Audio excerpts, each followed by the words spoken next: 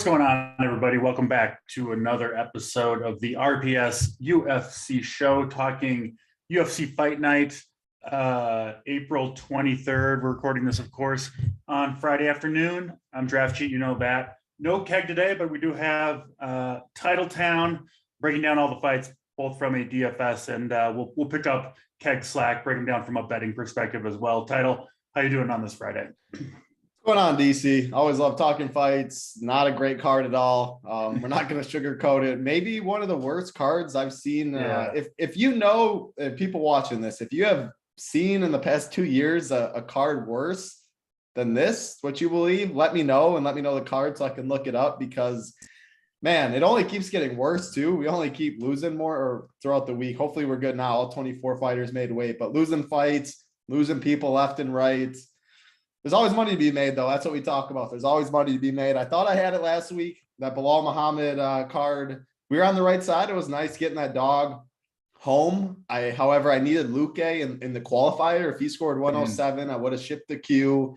And then that Bude fight, I know I talked about a little bit on one of the shows, but man, that elbow behind the head, Barnett quitting to the technical decision not to get the finish and all that.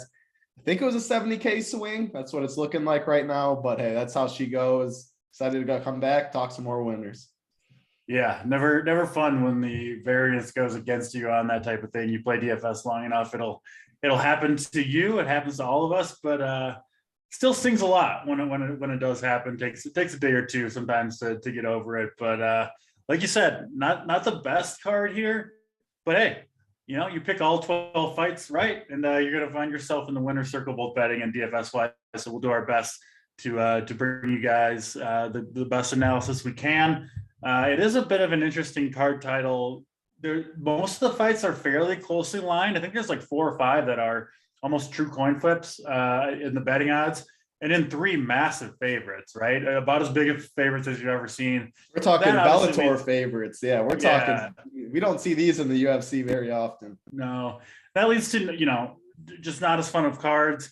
And then DFS lineups can be tricky too, right? Because everybody's trying to get the same 2 or 3 guys into their lineup, and then you gotta hit on some of the close fights. So it will be interesting to see how it all shakes out from a DFS perspective. But with that, let's get to these fights. As always, we'll go from the earliest fights all the way up to the main event, which kind of a weak main event on this card, but it's all good. 12 fights to talk about.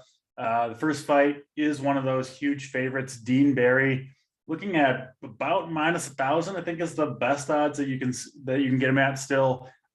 Looking over at bestfightodds.com. We'll go up against Mike Jackson. Break this one down for us, Title. I don't know how much how much time you're gonna have to spend on this one, but Dean Barry -1,000 over Mike Jackson. What do you see?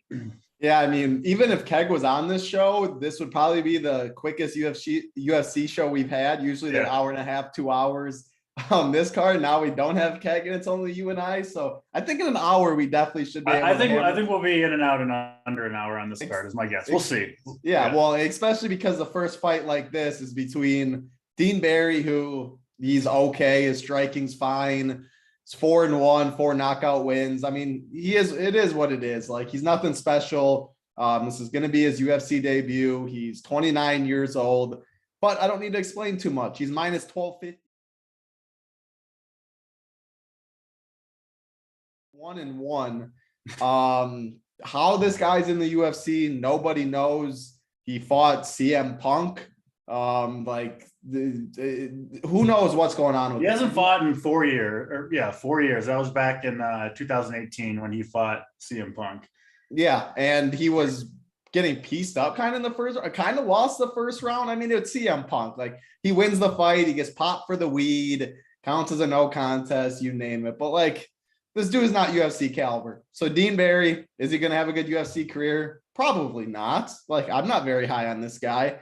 But when you're fighting someone that should not be fighting in the UFC, we've seen how this goes before. We saw Matthew Salmelsberger taking on Martin Sano, I believe who it was, when Sano clearly should not have been in the UFC. Sano knocked him out in 20 seconds or whatever. I think Barry gets a first-round finish. He really should get a first-round finish. I like Dean Barry. You look at DFS, he's 9,500. We have another really big favorite on this card. Like you said, 3 that are in their own tier, kind of 2 that are even way higher odds than the other ones, but still like they're supposed to all finish. He's 9,500. I like some dogs on this card. He's definitely going to be in my player pool. I expect a big score. I'm not playing any Mike Jackson. He's a bum. I don't really know what else. The odds will tell you everything you need to know in this fight. Like there's not really much I can sway you either way. It's it's got to be like the least experienced fighters in. For sure. Back to like, you have to go back to probably like UFC 1 when people are like making their debut. Like I don't even know Dean Barry should be in the UFC. Like he's UFC talent and he is minus 1250. That just shows like this isn't a fight that should be sanctioned. Like I don't know what's going on. I didn't even know Mike Jackson was still trying to fight. Like what is going on? And I don't know. Yeah, I have no idea what this fight is. It is a little odd that line is that high for 2 fighters who both don't have a lot of experience. That shows how bad Mike Jackson is. I guess he should not be. What's he been doing? Well, I don't know. Maybe he's been training for 4 years, training his ass off. I know. I listened to some other podcasts, and some of the podcasts were saying like he was trying to be like a video guy. I guess he takes good pictures or photograph or something, like photographer or something. Okay. I don't think it's him grinding for 4 years trying to get better. I don't think that. Hopefully his camera's still waiting for him when he loses this fight in the first round. So that's Jackson, Barry. We don't have really, too much more to say. Even if you wanted to grind all the Mike Jackson and Dean Barry tape, take you about 30 minutes anyway to watch it all. So yeah, people in chat like dog or pass, this is a pass for me, all that. Like, yeah, well, DC and I will never recommend betting a minus 1,000 plus in anything, in any sport, you just don't do that. Especially in a sport where you can get like disqualified and there's fluky, you can be dominating. We saw last week the two fights, obviously the right winners ended up winning, but 2 fights, how the guy quits in the 3rd round, doing illegal something, and it just gets dicey. Like, you just never bet minus 1,000 plus. So if you want to take the dog, sure. I am never putting my money on a guy that should not be fighting. So we'll just leave it at that. Yeah, we'll move on to the next fight on the card. This is one of those fights that's more or less a coin flip. We do have Marcin Prachnio, small favorite, minus 125 or so over Felipe Lins. Yeah, I think this one to me is fairly lined. I do expect a close fight. These guys somewhat similar on paper, but break down Prachnio and Lins for us, title. That's an interesting one. 8,400 Prachnio, 7,800 Felipe Lins. Lins is coming down to 205, usually a heavyweight, usually like a lighter heavyweight, like a 225, 230 usually sits at. Made weight at 205. They're just really, I have not liked what I've seen from Felipe Lins. He wins the PFL $1 million in 2018, December 31st, 2018. $1 million obviously changes your life. And then he goes to the UFC after that. He fights Andre Arlovsky, excuse me, after about a 1.5 year layoff. And he loses a unanimous decision. He was favored in that fight. Then he takes on Tanner Boser. And he loses that fight by 1st round knockout. And Tanner Boser is not known for his power punching. He doesn't just knock guys out too much. So it was a look I definitely did not like. I haven't been impressed with anything I've seen from Felipe Lins. You go over to Marcin Prachnio. He loses his first 3 fights in the UFC, all by 1st round knockout. You lose to Mike Rodriguez. I don't care about that too much. Magomed Ankalaev, don't care about that too much. That Sam Alvey loss, though, in the 1st round, I don't like seeing somebody get knocked out by Sam Alvey. After those first 3 fights, though, he beats Khalil Roundtree by unanimous decision, a pretty good win. Then he beats Ike Villanueva, 2nd round KO. Anyone can beat Ike. He's on this card. We'll talk about him in a little bit. But Prachnio definitely made improvements from those fights. The Roundtree one especially. Roundtree has a ton of power, has a little wrestling. And Prachnio looked good. He throws good volume on the feet. The thing with him, though, is always the chin. It's always the problem. He's lost 5 times. He's 15-5. He's been knocked out in 4 of those 5. When you get knocked out 3 times in a row, obviously the more times you get knocked out in fighting, the easier it is to get knocked out in the future.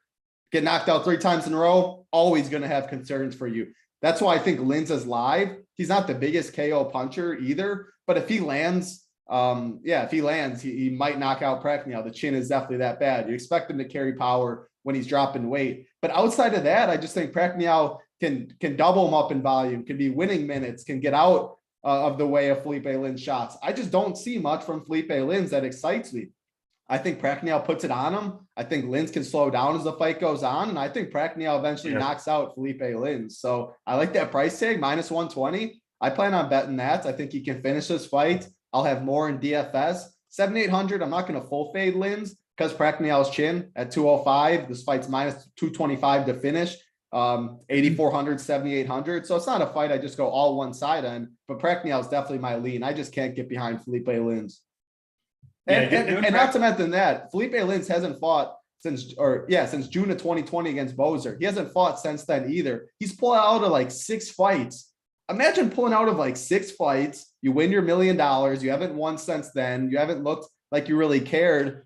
I think that $1 million might have just been like, yeah, fighting's a little on the back burner right now. I'll just keep my money and I won't fight as much. So I'm not going to take him. I like Prachnio. Got to be a little bit hard to stay motivated, especially in fighting, such a dangerous sport. You win the $1 million. Seems like that might be a good time to walk away before you damage. That's what I'm saying. Especially because it's not like you're going to take a big, huge pay cut in your next fights in the UFC, right? Like he's not getting paid. Like what's he getting? 15K right now? 20K? I don't know. I'm sure it's higher than that coming off that $1 million, but it's still not anywhere close to that amount. So yeah, Lins maybe on his way out if he loses this fight. I don't know.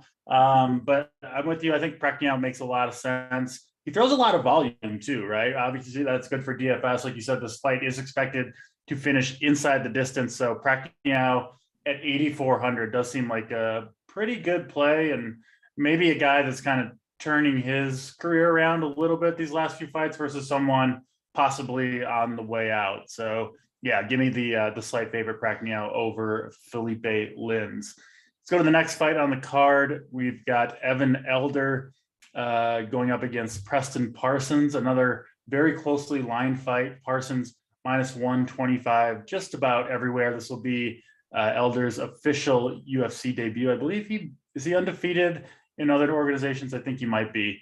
But yeah, Elder Parsons expected to be close. Yeah, Elder 7-0. This fight at 170. What do you see between Parsons and Elder title? Yeah, it's an interesting one. Elder's taking this fight on, I believe, like 4 days short notice. Luis Kosei was supposed to fight Preston Parsons. I liked Kosei in that fight. I think he's better than both these guys. Kind of a clash of styles. First of all, I want to shout out Rummy. He's in chat. I've been talking to him a little recently. Shout out to Rummy. He likes Elder in this fight. He said, Elder might be my favorite DK play this week. Takes on every opponent I watch. Parsons is slow. Should be score high on DK. Want to shout that out because I'm a little different on that. But for DFS, you look at it right away. 8,100 for both guys, minus 195 to finish inside the distance. So right away for DFS, you got to have interest in this fight. It is a clash of styles, I'm going to say. Elder, I actually think he wants to be on the feet. I expect him to strike. I don't think he's going to be going for takedowns in this fight. Now, sure, he's pretty well rounded. He's shown to take down opponents. He hasn't fought high-level competition, though, which is a little worry. He's 7-0. He's going to be making his UFC debut. Whereas Preston Parsons, this is going to be his second fight in the UFC. He got knocked out in the first round against Daniel Rodriguez, though. D-Rod would absolutely flatten Elder, too. So, like, that's not a bad loss. D-Rod's good. But first-round knockout. So both these guys looking for their first wins in the UFC. I just think I disagree a little bit, Rummy. I'm probably going to talk to you about this fight later. But I just don't think Elder is going to be take down Parsons because Parsons wants the fight on the mat. He's 9-3. All 9 wins are by submission. He is a good grappler. I think the cardio, I think he can wear on Elder. I think if anyone gets the takedowns, it is Parsons in this fight. And I think he'll definitely have the advantage on the mat. I'm not impressed with what I've seen with Elder. Granted, I haven't been able to find too much tape. This fight was announced kind of recently, but 4 days notice. I'm worried about the cardio. I think Parsons has the grappling advantage. And you just get tired when you're out of your world. If he prefers the strike, which it looks like he does, in my opinion, I don't think he's going to knock out Parsons. I'm honestly not very impressed with the guy. But again, little sample size for the film I've watched.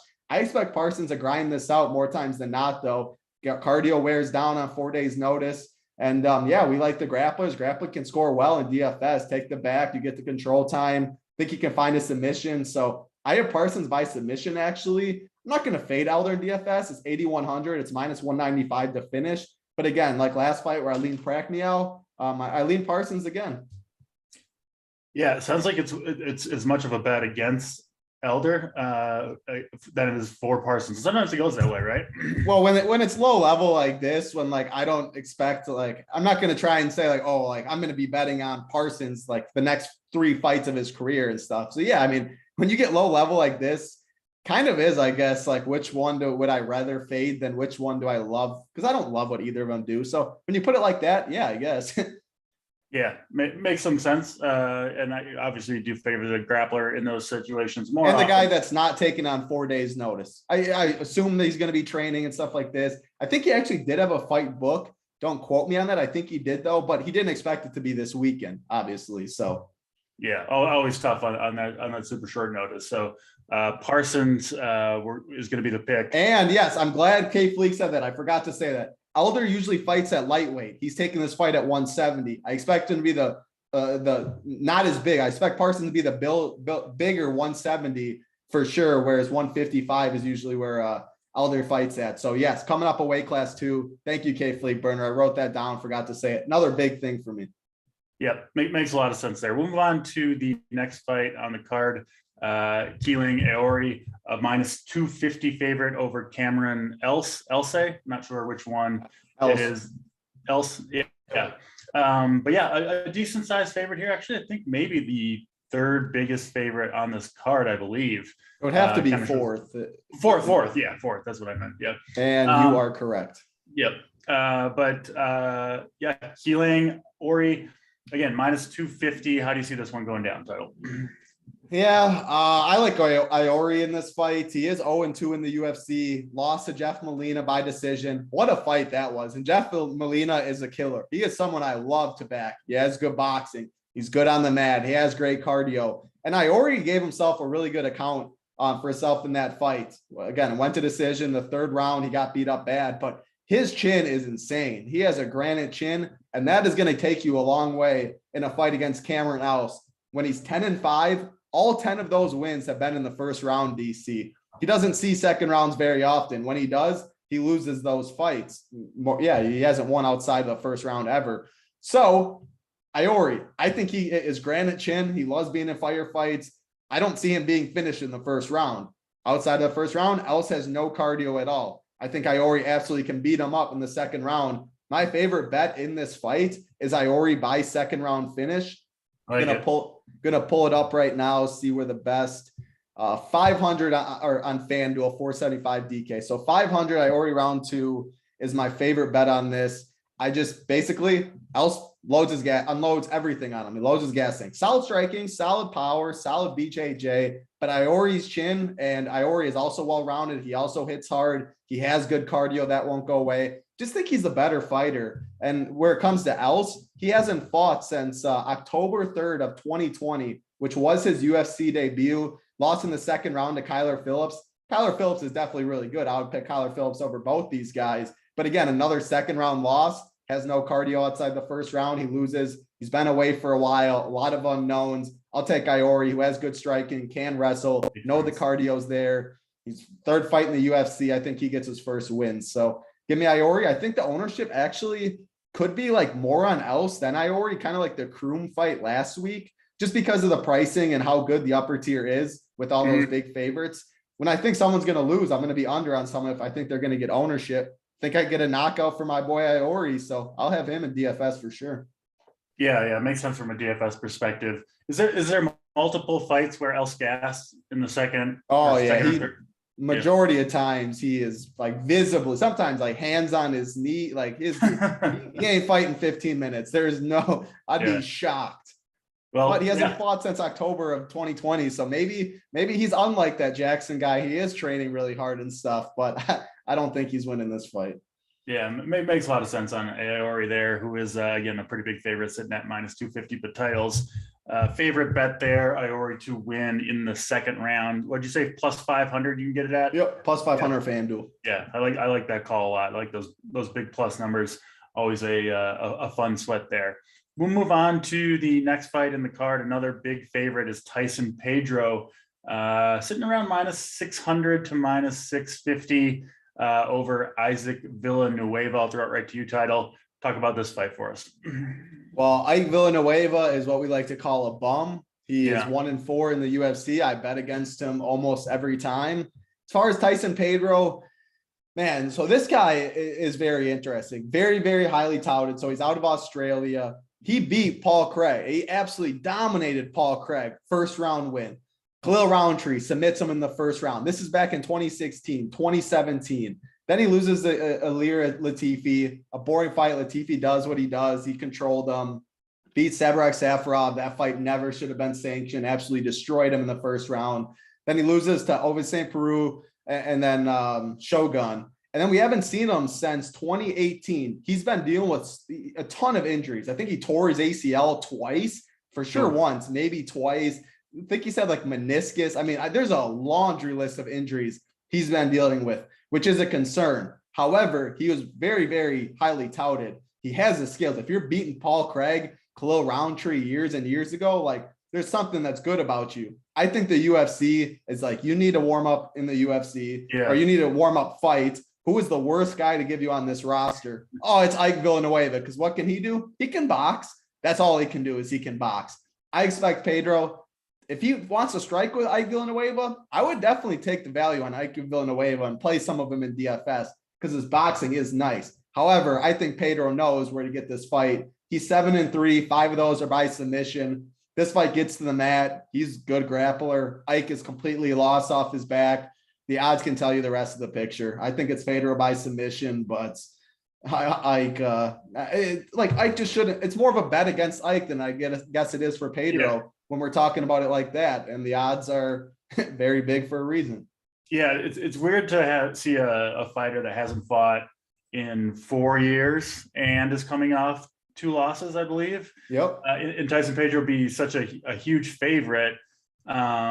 Makes you nervous. On the one hand, those factors could make you nervous to back Pedro. You're probably not late in the -600. Maybe you do the submission or to finish.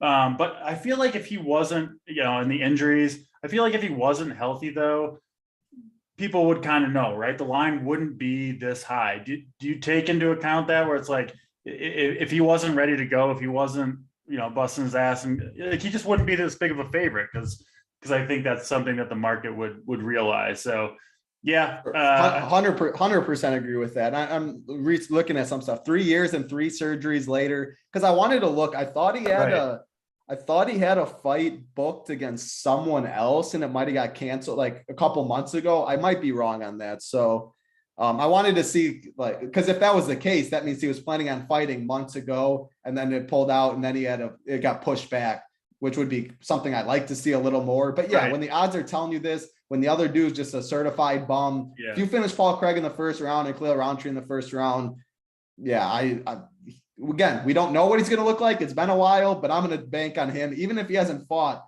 or even if he hasn't trained in 2 years, I think he could still beat Ike Villanueva. So I'm going to go with that. Yeah, hopefully he's trained in the last. No, I hope so too. Yeah, I bet that's how bad Ike is.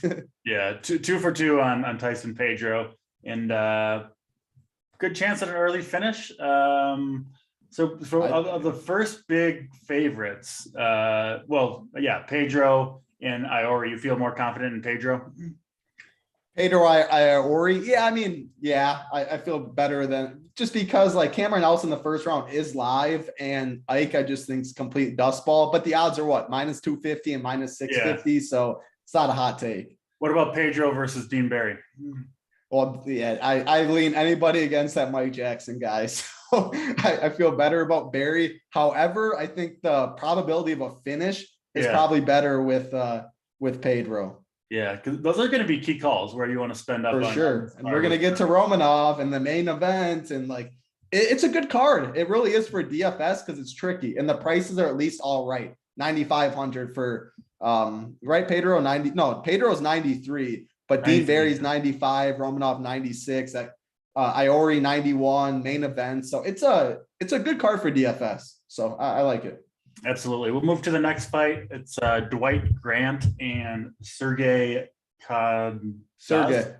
Okay, we'll go with Sergey. Dwight Grant and Sergey at the welterweight division in terms of the odds. Another close one. Sergey, slight favorite, -120. Grant coming in, obviously plus 105 is the best I see over at Best Fight Odds. So Sergey versus Dwight Grant, coin flip fight according to the market. How do you see it? First of all, we got Keg in the chat right now from the hospital. He had to stop in, give us a like, say hi. So what's going on, Keg? Miss you on this show. But talking about this fight, Sergey hasn't fought since November 9th of 2019. So another guy that hasn't fought for a long time. 26-6 record. He's a Russian. He's a Russian DC, but he's not the Russian that we usually like to back. He's a striker. He's not one of those Dagestanian wrestlers. Dwight Grant, on the other hand, all the power in the world. If he hits you, you might go to sleep. He just doesn't throw his hands, which is one of the most tilting things as someone that watches fights, that bets on it all the time for DFS. When your dude just won't throw, but he has all the power in the world. I think this is a boring fight for 15 minutes. That's on the feet. That's at distance. If someone gets a finish, I think it's Dwight Grant, since he has all the power in the world. He's always live for it. Otherwise, I think Sergey probably outvolumes him at distance. He wins a boring 15-minute, maybe split decision. Who knows? I don't have that much interest in DFS, to be honest. I had to fade some fights. I see it playing out at distance. I see it playing out on the feet. I think it goes to decision more than likely. I think it has a good chance to be the most boring fight of the night. So why would I play a lot in DFS? Yeah, not big scores from these guys, even when they have won. Dwight Grant's last 2 wins both came via decision, scored 56 and 45 fantasy points, so not good there. So yeah, anytime you're going to get a fight that you anticipate being a stand up for most of the time and low volume, those are the fights that you do want to fade for DFS. Obviously, if one of them gets the early knockout, things change. But again, you can't play every fight in every lineup that you make. So I think this one makes a lot of sense for fade. So yeah, we'll move on quickly, I guess, to the next card, next fight on the card: Jourdain Wright and Marc-Andre Barriault. Yeah, coming in minus 190. One of the kind of the few fights that has a reasonable odds to it. But yeah, Barriault, decent favorite here. How do you see this one going down? This is going to be a fun one, as all Jourdain Wright fights are. They're always fun for sure. If you look at Jourdain Wright's record, 12-2, he has never been past the first. So wait, what is 10 of his 12 wins and in the first round. His 2 losses have come in the second round. That was to, let me take that. He lost to Bruno Silva in the first round last fight. His loss to Joaquin Buckley was in the second round. So every fight pretty much ends in the first round. He comes out, he just swings bombs. He has no striking defense. He'll walk forward. He's going to hit you. You're going to go down. You're going to hit him. He's going to go down. However, with these odds, I don't think it's taking into consideration their opponents in the previous fights. When you look at these odds, who has Jourdain Wright been knocked out by? Joaquin Buckley, who is a very strong man. When he hits you, it's going to hurt. And Bruno Silva. Bruno Silva is a complete tank. Hits as hard as anyone. We just saw him fight Alex Pereira. Those 2 guys, there's no shame in being knocked out by them. He had Bruno Silva absolutely hurt in the first round. I thought he was about to finish him until he gets hit. And then he goes down. Can Marc-Andre Barriault take those hits that Bruno Silva took? I don't think so. I think if Jourdain Wright hits Marc-Andre Barriault what he hit Bruno Silva with, I think this fight's over. Does Marc-Andre Barriault have the power as Joaquin Buckley? Does he have the power as Bruno Silva?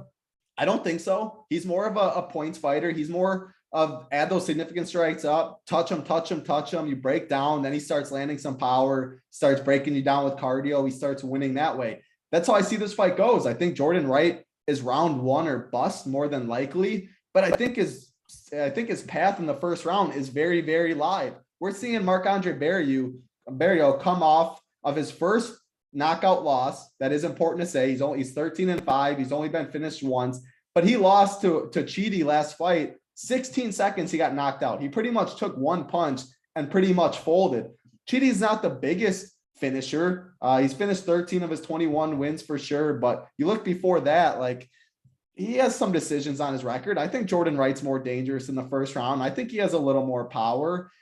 I see a dog price. I can get that number even better when I see a first round finish, when I think it's going to be inside the distance. That makes me excited for DFS. 7,600, Jourdain Wright. I think he gets a first round knockout. So I like him for sure. As far as Marc-Andre Barriault, if he wins, I think it's probably second round, third round when Jourdain Wright tires. Jourdain Wright's never been past the second round. I don't see why that would change in this one. Someone's getting finished in it. I think Jourdain Wright's going to be doing the finishing. He's the dog. I like the price tag. Yeah, that's how I see this fight. Love it. Love it. Love to see title. Excited about a decent sized underdog. Jourdain Wright sounds like. Hey, that's Sam Hughes, DC. Got a little excited for that one. Sam Hughes. Absolutely. Absolutely. I called that. I felt that excitement. I made you. I was going to say, yeah, you're the one that pushed it even farther. Yeah. This one, you're coming outright with Jourdain Wright. I'm sure 7,600, you're going to have a lot of exposure there. You know, that's going to be one of your key dogs. It sounds like. Makes a lot of sense, you know, right? A small sample size, despite him having 4 UFC fights, because the average fight time is 2 minutes. But man, heavy volume, both given and received from Jourdain Wright in those 8 total minutes of fight time that he's had. Barriault himself, decent volume output and absorb. So there should be fireworks early in this one. You mentioned Wright by first round KO. Looks like FanDuel has that up at plus 700. If you want to take a shot at that. So that looks like a pretty spicy line. That is tasty for sure. And yeah, like people in chat saying Marc-Andre Barriault by KO. I think this fight does end in a KO, either one of them. K-Fleek Burner says Jourdain Wright glass chin. That's where I think, like, yeah, everyone's saying that for sure. But you have to look at who he's fighting. Buckley and Bruno Silva, those do hit like a truck, way harder than Marc-Andre Barriault. So I'm not about to say that he has a glass chin just yet. He's taken some shots and stayed in there. But yeah, that's how I'm approaching it. I'll always love me some plus money if I actually think he wins this fight. So yeah, you can get plus 800 for it to finish in the first minute of the fight if you want to. If you're sure both if you think Wright's going to come through. I would take the plus 700 probably. Me too. Right. Me too. But just throwing out there for the folks that think maybe this fight goes the other way but still finishes quickly. Let's move on to the quote unquote main card on this card. It doesn't really matter. They don't get that much better, to be honest. Charles Jourdain, Lando Vannata, another fight that is more or less a coin flip in terms of the odds. Jourdain, Vannata, what do you see here, title? Well, I see one hell of a fight, probably the best fight on this card, probably fight of the night, maybe a main event. I like the main event more than you do, it sounds like, DC. I actually do like these two women, but this fight's second best card on the card, then maybe first. It's just going to be a really fun one. Like Charles Jourdain, 12-4 in the UFC, coming off a big win over Andre Ewell. His striking is just really good. He throws good volume. He has power. He's in your face. He throws good kicks.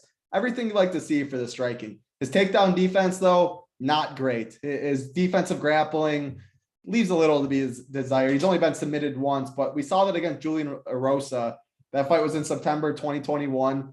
Really good fight. I mean, those two were going at it. Great scrap. But eventually, Rosa, as the fight goes on, he started getting the takedowns. He took his back, and he showed that that's where Jourdain's weakness is. As far as Lando Vannata, like Lando's someone I like backing because he's an all-around good fighter. His cardio is going to check out. His striking's fine, but he does have some wrestling background where he can go to the takedowns. He can mix up the fight. You always have to be thinking, like Jourdain's always going to have to be thinking about the takedowns in the back of his head, which does affect your striking when you just can't throw everything cleanly.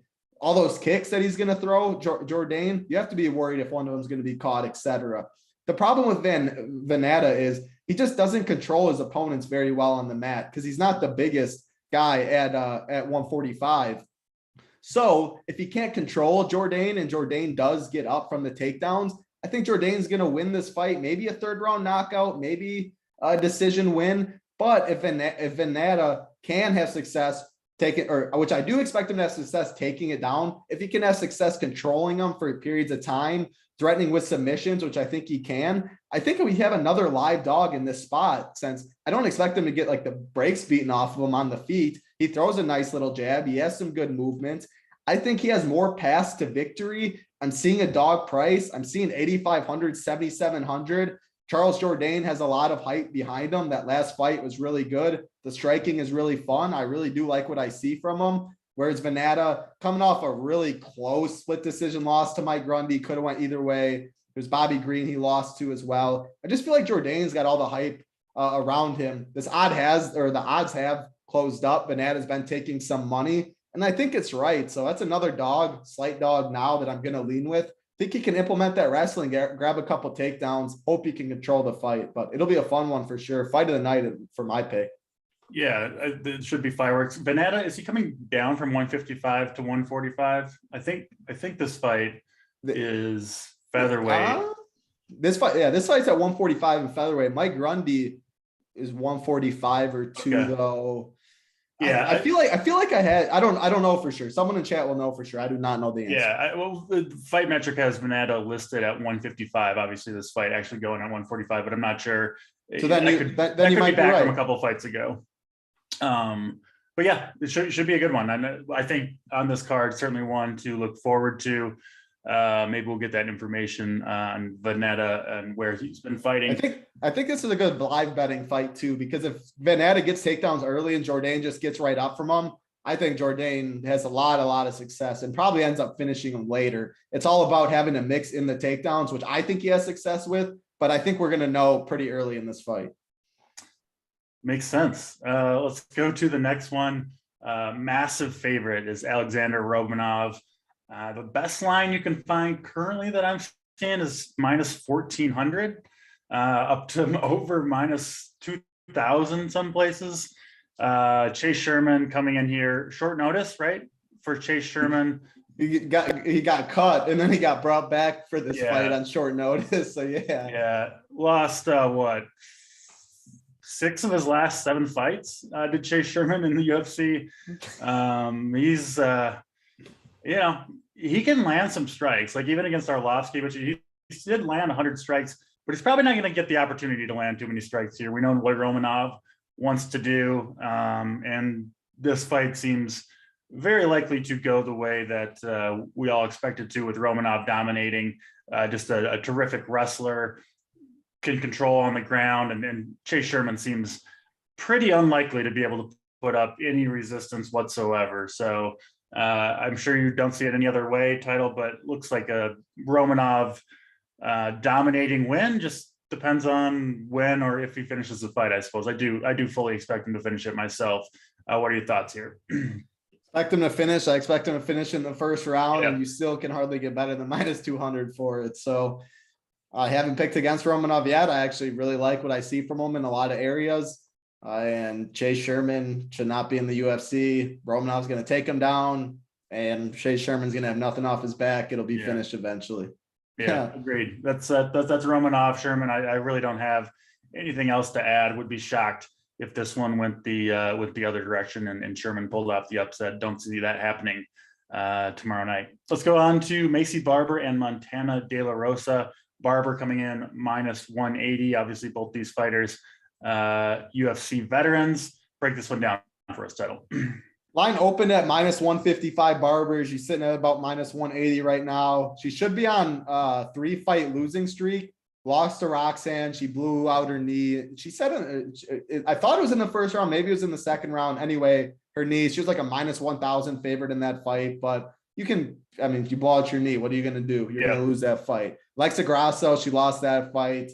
Didn't love what I saw there. She was like shadow boxing from like 10 feet out. If you see some Twitter videos years down the road of someone punching someone that's 20 feet away. Yeah, it's so annoying to watch, but that's what she did. And then the last fight, the Miranda Maverick fight, it says split decision win. There's nobody in this world that believes that was a split decision win. She clearly lost, so she should be 0-3. Let's just say that. She's 23 years old, though. She came in as a highly touted prospect. She's 9-2. Again, should be 8-3. Her striking is good. She has power on the feet.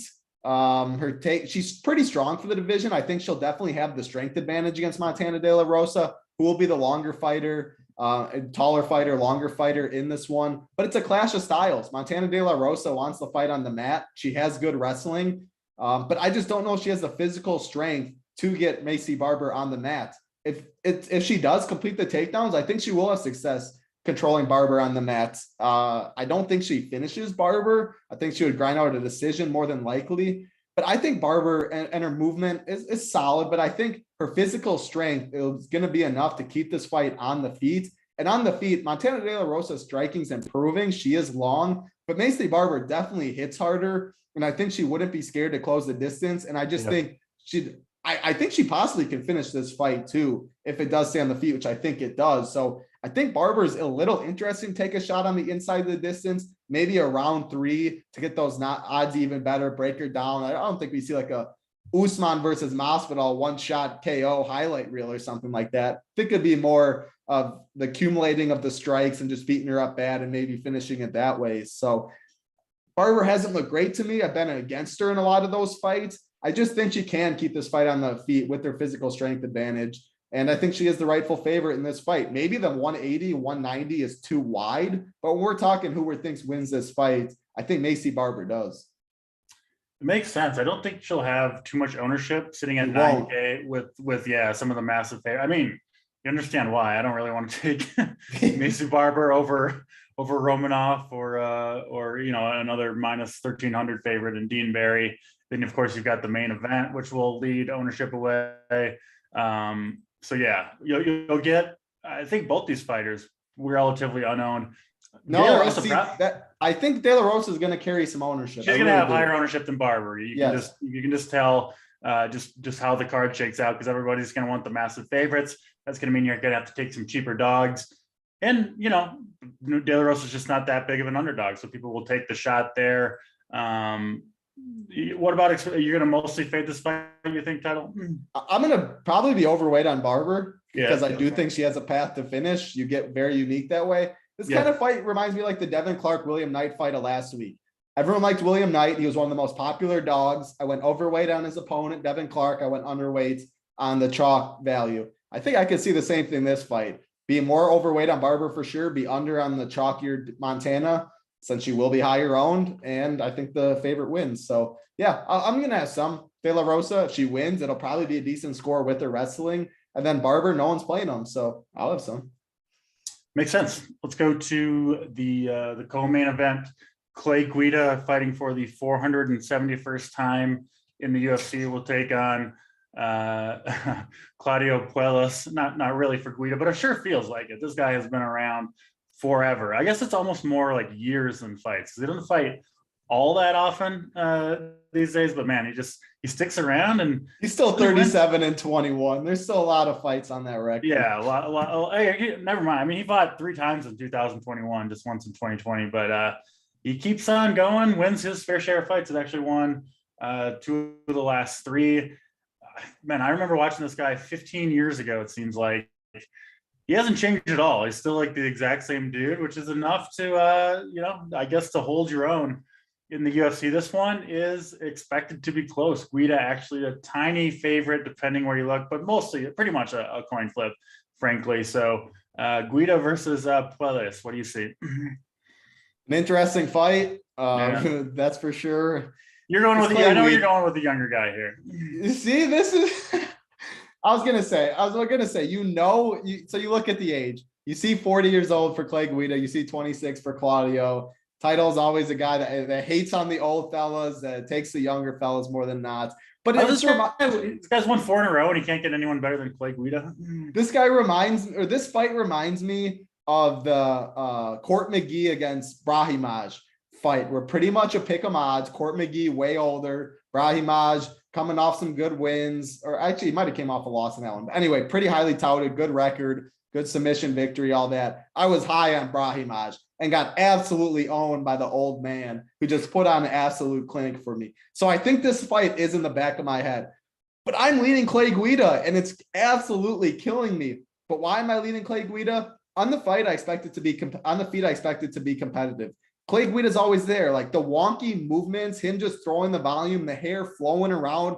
The judges like it. That really does. I don't know if it feels like he lands like harder and more than he does, but he wins rounds on the judges' scorecard. Puelles, his striking isn't great. He's making improvements for sure. He's only 26 years old, fighting out of Sanford MMA, good gym for sure. His last 2 fights, so he fought the Jordan Levitt fight in June of 2021. Awful fight. Never watched that fight over. Decision win. Did not impress me one bit. Chris Grutzmacher fight. It was better. His striking was a little better. He got that knee bar, which is his famous move on the mat, the submission win in the 3rd round. So he's 2-0, but he took off his last fight before that Levitt fight was September 2019. So he almost took off 2 years, which I don't love to see. I just don't think the guy's very good, to be honest. Like, if this fight gets on the mat, if Clay Guida doesn't have fight IQ and goes for his own offensive takedowns, which he could do, he has pretty good offensive wrestling. Yeah, I think he could get submitted for sure. However, the longer this fight goes, the big advantage is Clay Guida's cardio. He's 40 years old, sure, but he's has cardio for days all the time. We saw it in his last fight when he was getting, or was it 2 fight? Yeah, last fight, the Leonardo Santos fight, where he was just getting. Did you watch that fight, DC? And Santos was. I think so, but yeah, he's putting him on it for like 3 minutes. This fight, I thought should have been stopped like 4 or 5 times. Yeah, I do remember this. Put on him. Then the other dude had nothing left whatsoever, and Clay Guida just dominated, ended up getting a 2nd round finish, absolutely broke the slate, submitted one of the best black. It was crazy. But I think this fight can kind of go similar. I don't think Paul's going to just unleash his whole load, but I think the cardio is Clay Guida. I think the longer this fight goes, he can start taking over with some volume. Maybe he gets tired. He does get takedowns. I'm concerned if he does. Puelas is a very good, has very good BJJ. What is it? 6 of his 11 wins by submission, especially that knee bar is very dangerous. But give me the vet in the 40-year-old Clay Guida. I think he can outland him on the feet, stay safe on the mat, and maybe get a decision home, get a decision win home for us. So that's my lean. You were wrong, DC. Well, I'm joining you. I'm on the Clay Guida train as well. Sometimes the line can tell you a little bit. Like, if Puelas is any good, you're going to be a big favorite over Clay Guida. 100%. That's also my thought process. And yeah, like, you don't want to rely on that too much or on every fight, but occasionally the line tells you a little something. And in this fight, also, I love betting against dudes whose their signature move is a knee bar. You know, it's not even like some gimmicky. Clay Guida's been in the gym longer than you've been alive, Title. So more hours. I will say though that why I'm a little nervous. Clay's lost 21 times. 10 of those have been by submission. Yeah. So he's not. I bet a lot of those are like getting dominated though, and rear naked choke types. I don't know that for sure. I'm just honestly just making that up. But that's you say that, and then I looked on the thing: guillotine choke, guillotine choke, guillotine choke. Yeah. But you also look at it: Jim Miller, Charles Oliveira. Like, you're looking at some of those names, and it ain't Claudio Puelas. Like, a lot better names than him. Yeah. If the biggest thing I got to sweat on a even money ticket is a knee bar, I'll take my chances. So now it's a lock. He's getting a knee bar. No. It's already a lock. We need, I don't know. Can you bet like specific submissions? You should be. I hope, because I would definitely bet that by knee bar. I don't think you can though. Like the Charlie Blackmon home run the other day from baseball. So we'll see. Puelas knee bar or Clay Guida, both our pick in this one. Let's move on to the main event. Two badass women, I think it's fair to say, in Jessica Andrade, who has fought the very best of the best in the women's division, against Amanda Lemos, who has won 5 straight fights, including 3 first-round finishes in those fights. So fun fight here. Women's main event, not always my favorite, but I do enjoy this match. Andrade, pretty big favorite, -210 or so. Excited to hear you break this one down, Title, because I'm not sure which way I'm leaning quite yet. Go ahead. What you said right away was the biggest thing for me in this, and I have a strong lean on it. It's Andrade, who's fought, you name it, she's fought them against. Yep. You're still there. I always got to check my Ethernet when. All right, so she's fought, you name it, she's fought them. She's 22-9. Look at the names, like Cynthia Calvillo, knocks out in the first round. Valentina, losing the second round, it's Valentina. Caitlin Chukagian, she beat in the first round. She lost to Rose. She lost to Whaley. She beats Rose. Like Tisha Torres, she wins. She loses to Joanna. You name it, she's fought there. You love it. You look at Lemos, her opposition, she has not fought that. She's 11-1. Her best win, though, was her last fight against Angela Hill. Angela Hill is not a Valentina. Like, no. Andrade just beat Angela Hill. I think it was like 30-26 or something. She's a step up in competition. She's like the perfect gatekeeper. You can't beat Angela Hill. You're never fighting for a title. You beat her, sure. But It was a split decision. Lemos won round 1 for sure. She's very dangerous in round 1. She throws like a man. Like she literally can throw like a man. She can hit like a man. She can put you out. But after that, her cardio starts falling off. The volume falls off a little bit. And I just don't think she can be in there with Jessica Andrade for 5 rounds. Can she knock her out in round 1? Sure. She can knock out Jessica Andrade in round 1. Can Jessica knock her out in round 1? Yes. Round 2, round 3, round 4, round 5. Jessica Andrade is just a freaking animal. She'll walk forward. She's short. She's big. She'll just throw hooks that'll drop you. She will throw you on your head. She'll do anything. Minus 210 I'm seeing now. It was like minus 180, 190 at one point. I absolutely loved that price. Just levels to this stuff on who you fought. Lemos has not fought anyone like Andrade. She arguably lost that fight against Angela Hill, which she won by split decision, but she was tired. That was only a 3-round fight. What are those next two rounds in the championship rounds against someone like Andrade going to do to you when she's already been there?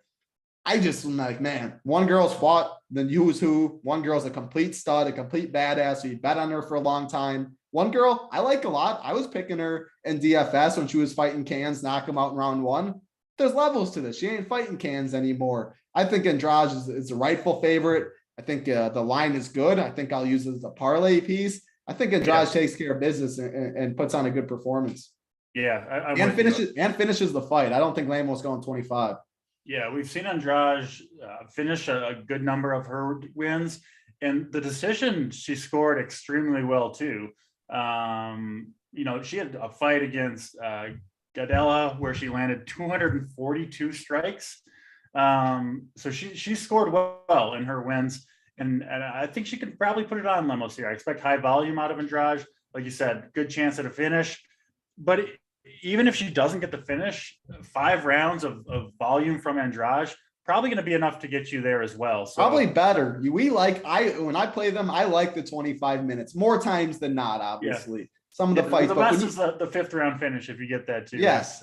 You get that big fifth round. But even if it's an RDA or Kobe, that 25-minute decision, like the control time, all that. I mean, Andrade's going to get it done for us, though. I think so too. You actually might get her lower owned than most main events just because of the massive favorites that people probably are going to prioritize even over getting the main event favorite, because one, she's not that big of a favorite, and 2, they're just so huge and expected to finish. So I bet you'll see a fair amount of people on Lemos here too, right? 7,300, not a huge underdog and fighting in the main event. I think going overweight on Andrade will probably join you on that train. That'll do it for this card. We now know who's the guilty one in making these shows go an hour and a half to 2 hours. Hope you're doing well out there, Keg. We'll be happy to have you back, of course, on the next show. But in and out under an hour today. Thanks for watching, everybody. We really do appreciate it. Double duty for me. I'll be back on the air in an hour and 45 minutes talking baseball if you want to join us for that. Otherwise, enjoy the fights. Good luck in your lineups and your betting. For Title, I'm DC, and we'll check you next time. Good luck, everybody.